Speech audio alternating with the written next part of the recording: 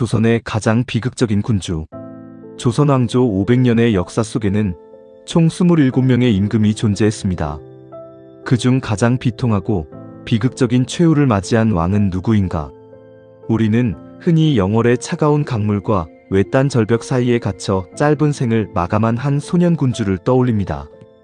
그의 이름은 홍위, 바로 조선의 제6대 국왕 단종입니다.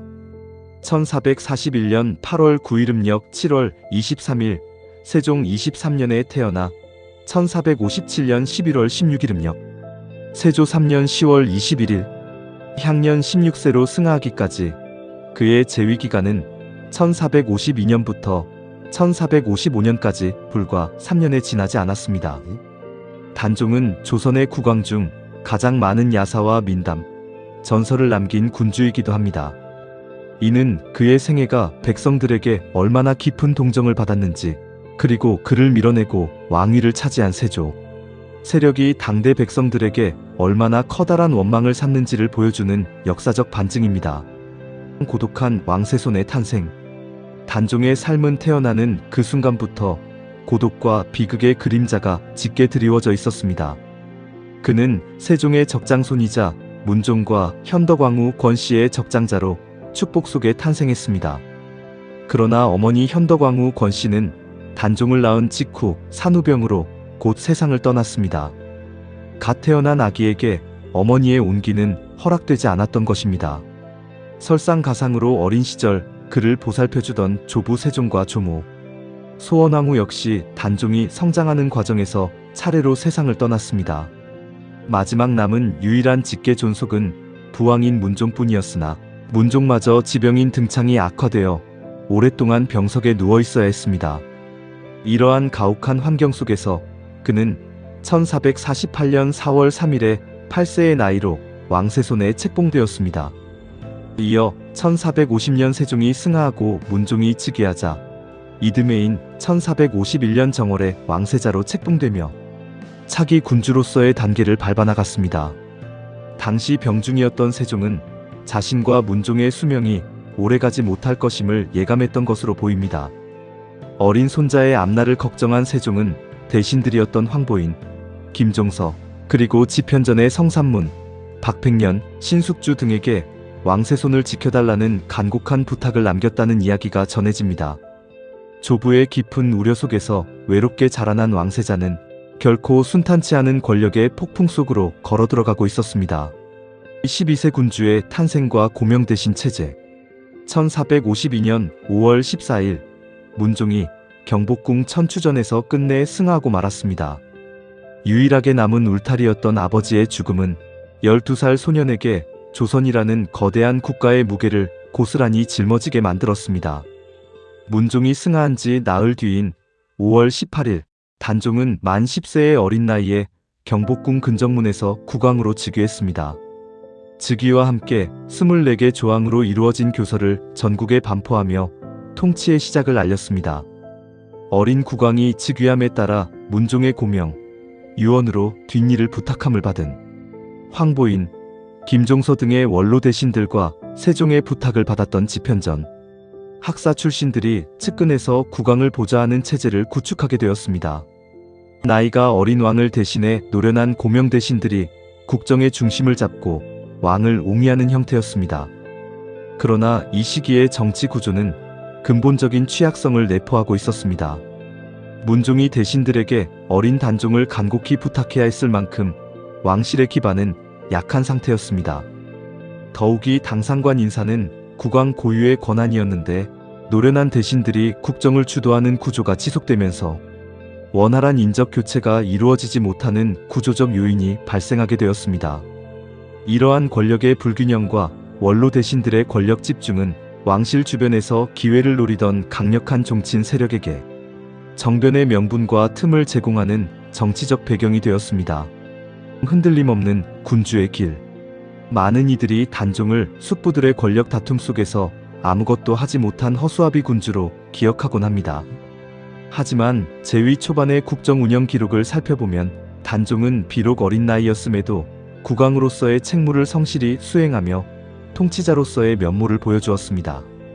1453년 4월 단종은 경회로에서 유생들을 친히 시험 보이고 모하관에서 무과를 실시해 권원 등 40명의 무인을 선발하였습니다.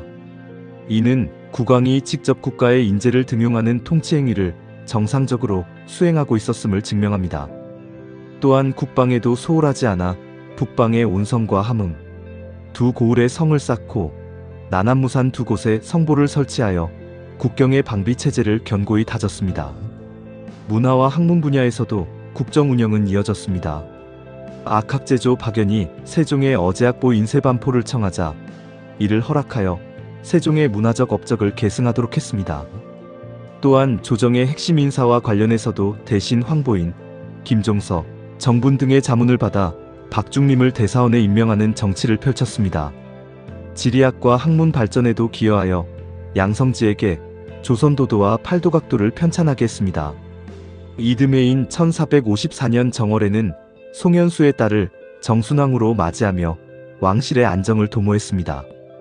같은 해 지편전 직제학 양성지가 황극 치평도를 참진했고 3월에는 춘추관에서 세종실록이 완성되어 진상되었습니다. 이처럼 단종의 재위 초기는 관료 중심 정치체제 아래에서 태종, 세종, 문종을 거치며 정비된 안정된 제도 속에서 국정이 체계적으로 운영되던 시기였습니다. 단종은 결코 무능한 군주가 아니었으며 정상적인 국왕의 역할을 굳건히 수행하고 있었습니다. 정순왕 후 슬픔을 품고 사릉에 잠들다. 단종의 곁을 지켰던 유일한 반려자 정순왕 후 송씨의 삶 역시 단종의 비극적인 운명과 궤를 같이 했습니다. 정순왕 후 송씨는 1440년 본관 여산 열양부원군 송현수와 여흥부 부인 민씨의 딸로 전북정읍 태인에서 태어났습니다. 그녀는 15세였던 1454년 단종 즉위 이듬해 검소한 성품을 인정받아 왕비로 책봉되었습니다. 그러나 평온한 대궐의 삶은 오래가지 않았습니다. 혼인한 지 불과 1년 만인 1455년 단종이 왕위에서 물러나 상왕이 되면서 그녀 역시 의덕왕 대비로 책봉되며 궁궐의 중심에서 밀려나야 했습니다. 그리고 1457년 단종 복위운동 사육신 사건이 폭발하면서 그녀의 삶은 완전히 파탄을 맞이하게 됩니다. 단종이 노산군으로 강등되어 강원도 영월로 멀리 유배를 떠나게 되자 정순왕 후 역시 군부인으로 강등된 채 대궐 밖으로 쫓겨났습니다. 그녀가 정착한 곳은 지금의 동대문 밖에 위치한 정업원이었습니다. 그녀의 유배 이후 삶에 대해서는 가슴 아픈 구전이 전해집니다. 야사와 설화에 따르면 정순왕 후는 날마다 정업원 뒤 동망봉에 올라 영월 쪽을 바라보며 통곡했다고 합니다. 이 때문에 그 봉우리가 동망봉이라 불리게 되었다는 설화가 있습니다. 18세의 어린 나이에 단종과 이별한 정순왕 후는 평생 재혼하지 않고 홀로 지내다 82세의 나이로 세상을 떠났습니다. 그녀가 세상을 떠난 후 시신은 단종의 누나인 경혜공주의 시댁인 해주정씨 선산 양주군장리에 묻혔습니다. 그 후 오랜 세월이 흘러 숙종 24년에야 비로소 정순왕 후로 복위 되었으며 능후는 사릉으로 정해졌습니다. 평생을 그리움과 슬픔 속에서 보내야 했던 한 여인의 삶은 조선 왕조의 가장 아픈 단면을 그대로 보여주고 있습니다. 계유정난 권력의 폭풍과 왕권의 붕괴, 조선 조정의 평화는 그리 오래가지 않았습니다. 세종의 둘째 아들인 수양대군과 셋째 아들인 안평대군은 국왕 단종의 숙부들로서 당시 정계에 상당한 영향력을 행사하고 있던 거물들이었습니다. 수양대군은 종친 대표로서 단종의 최측근 보호자를 자처했습니다.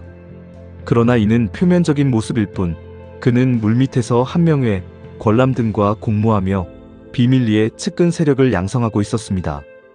안평대군 계열이 먼저 움직이려는 조짐이 보이자 1453년 음력 10월 10일 수양대군은 한명회, 권람 등과 공모하고 홍윤성, 홍달손 등의 병력을 동원하여 전격적인 정변을 일으키니 이것이 바로 계유정난입니다. 정변의 과정은 잔인했습니다. 수양대군은 도니문박 김종서의 집을 직접 방문해 습격을 지휘했습니다. 김종서가 수양대군이 부탁한 편지를 보려 고개를 숙인 순간 잠복해 있던 신복들에게 철퇴를 맞았고 아들 김승규가 아버지를 감쌌으나 함께 살해당했습니다. 이후 수양대군은 단종의 명을 빙자의 대신들을 궁으로 불러들였습니다. 한명회가 작성한 살생부 생살부에 따라 문에서 대기하다 황보인, 조극관, 이양 등 다수의 대신을 처형했습니다. 동생 안평대군은 강화도로 유배된 뒤 교동도에서 사사되었습니다. 정변의 명분은 안평대군이 황보인, 김종서 등과 결탁해 모반을 꾀했다는 것이었습니다. 정적들을 완벽하게 제거한 수양대군은 스스로 영의정부사가 되어 정권을 완전히 장악했습니다. 1454년 3월에는 논공행상으로 정난공신을 책정했고 수양대군 자신은 분충장 이광국보조정책 정난공신 1등에 서운되었습니다. 그러나 최근의 역사서술에서는 이 사건을 다른 시각에서도 접근하고 있습니다. 문종실록에 따르면 수양대군이 형 문종을 예로서 섬기고 형제 간 우애가 깊었다는 기록도 있어 처음부터 왕위 찬탈을 계획했다고 단정하기보다는 정치적 상황이 전개되며 야심이 노골화되었을 가능성도 함께 언급됩니다. 또한 계유정난 당시 수양대군 세력은 다른 정치 세력에 비해 상대적으로 약했으며 당시 조선은 태종에서 문종을 거치며 관료 중심 정치체제가 정비된 비교적 안정된 시기였다는 점도 배경으로 지적됩니다. 역사는 이처럼 비극적 왕의 서사와 정치적 필연성이라는 두 가지 해석을 통해 계유정난을 바라보고 있습니다. 선의 강요와 상황으로의 격하 빼앗긴 왕자. 계유정난 이후 단종이 머무는 궁궐은 창살 없는 감옥과 다름없었습니다. 조정의 모든 권력을 쥔 수양대군과 그 공신 세력은 단종의 주변을 철저히 고립시키기 시작했습니다. 1455년 6월 수양대군이 조정 신하들과 의논해 단종의 측근인 금성대군을 비롯한 여러 종친궁인 신하들을 모두 죄인으로 몰아 유배시킬 것을 요구했고 단종은 이를 받아들일 수밖에 없었습니다. 이러한 압박을 더는 견디지 못한 단종은 결국 수양대군에게 양위 선의했습니다. 1455년 7월 25일 음력 6월 11일 단종은 수양대군의 측근 세력인 한명회 꼴람 등에게 선의를 강요받아 왕위를 물려주고 상왕이 되어 수강궁으로 옮겨 살았습니다. 단종의 유모였던 혜빈 양씨는 금성대군 등과 결탁해 전행을 휘둘렀다는 이유로 탄핵당해 가산이 몰수되고 청풍으로 유배되었다가 1455년 12월 17일 신하들의 상소 끝에 교수형에 처해졌습니다. 어린 왕을 보호하려 했던 주변의 모든 이들이 이처럼 처참하게 도륙당하고 있었습니다. 단종복 위운동 충신들의 거사와 사육신의 피바람. 수양대군이 제7대 국왕 세조로 즉위했으나 충신들의 마음속에는 여전히 상왕 단종이 유일한 군주로 남아있었습니다. 1456년 음력 6월 상왕을 복위시키려는 사건이 일어났습니다. 주동인물은 과거 집현전 학사 출신인 성산문, 박팽년, 이계, 하위지, 유성원, 김문기 등과 무신 성승유흥부, 그리고 단종의 외숙부인 권자신 등이었습니다. 이들은 세종문종에게 특별한 은혜를 입었고 원손 단종을 보호해달라는 당부를 받았던 인물들로 상왕 복위가 곧 국가에 대한 충성이자 선비의 의무라 여겼습니다. 이들은 세조를 조선 국왕으로 책봉하는 조서를 가지고 온 명나라 사신을 위한 연회 자리에서 벼른검 호위 무관을 세워 세조와 그 측근을 제거하고 단종을 복위시킬 계획을 세웠습니다. 그러나 거사는 사전에 발각되어 실패했고 관련자들은 모두 처형되었습니다. 세종의 육남 금성대군 역시 단종 복위를 꾀하다 사사되었고 문종의 사위부마였던 영양위 정종도 영모 혐의로 귀양 후 거열령에 처해졌습니다. 단종을 향한 충성은 이처럼 참혹한 피해 대가를 요구했습니다. 노산군, 강봉과 영월 유배청령포에 고립된 시간. 단종 복위운동을 명분으로 단종은 노산군으로 강봉되어 강원도 영월로 유배되었습니다. 1457년 6월 단종의 장인 송현수와 권한의 영모 고변이 일어나자 세조는 단종의 유배를 결정했습니다. 단종은 1457년 6월 22일 창덕궁을 출발했습니다. 정순왕후와 청계천 영도교에서 이별했고 지금의 광진구 화양동에 있던 화양정으로 이동한 뒤 광나루에서 배를 타고 여주까지 간 다음 육로로 원주를 거쳐 영월로 향했습니다. 유배길에 많은 백성들이 나와 슬퍼했다는 이야기가 전해집니다. 유배지는 강원도 영월 청령포였습니다. 삼면이 남한강의 지류인 서강으로 둘러싸이고 서쪽은 험한 절벽으로 막힌 지리적 고립지였습니다. 조선시대에는 맹수 출몰로 외출이 자유롭지 못했고 현대에도 배로만 들어갈 수 있는 곳입니다. 유배 이후 얼마 지나지 않아 단종의 사촌형 의경세자가 급사했고 이어 경상도 순흥에 유배 중이던 금성대군이 단종 복위를 위한 봉기를 모의하다 발각되는 사건, 정축지변이 연이어 일어났습니다. 단종은 수해를 피해 청령포에서 영월 관하인 관풍원으로 거처를 옮겼습니다. 관풍원에 머물 때 자신의 한을 담아 자규사라는 시를 지었다는 이야기가 전해지며 이로 인해 그 누각이 자규루로 불리게 되었다는 설화가 있습니다. 또한 영월로의 압송을 맡았던 금부도사 왕방연이 그때의 심정을 담은 시조를 남겼다고 전해집니다. 16세 소년 군주의 최후와 어뭉도의 충절. 국왕이 부재할 경우 17세로 장성한 단종을 구심점으로 한 복위운동이 거세질 가능성이 있었고 이는 세조와 공신 세력의 정치적 생존과 직결된 문제였습니다. 이에 양녕대군, 정인지 등 세조 지지 세력은 단종에 대한 강경한 처분을 지속적으로 요구했습니다. 1457년 11월 16일 숙부 금성대군의 사사와 장인 송현수의 교영이 집행될 무렵 단종의 사사 역시 결정된 것으로 보입니다. 향년 16세, 영월에 유배된 지 불과 4개월 만이었습니다. 단종의 마지막 죽음의 순간에 대해서는 기록이 갈립니다. 야사병자록에는 세조가 보낸 사약을 들고 간 금부도사 왕방연이 차마 어명을 전하지 못하고 주저하자 단종 곁에서 시중들던 통인이 활줄에 노끈을 이어 창문으로 잡아당겼다는 이야기가 전해집니다. 단, 이는 정사가 아닌 야사의 기록입니다. 한편 세조실록에는 단종을 예로써 장사 지냈다고 기록되어 있으나 훗날 중종실록에는 영월의 호장 어뭉도가 남몰래 시신을 거두어 매장했다고 나와 있어 실제로는 정식 예장이 아니었을 가능성이 높습니다. 조선 후기 현종실록에도 노산군이 해를 당했을 때 시신을 거두어주는 사람이 아무도 없었는데 그 고을 향리 어뭉도가 곧 가서 곡하고 스스로 관곽을 마련해 거두어 묻었다는 기록이 있습니다.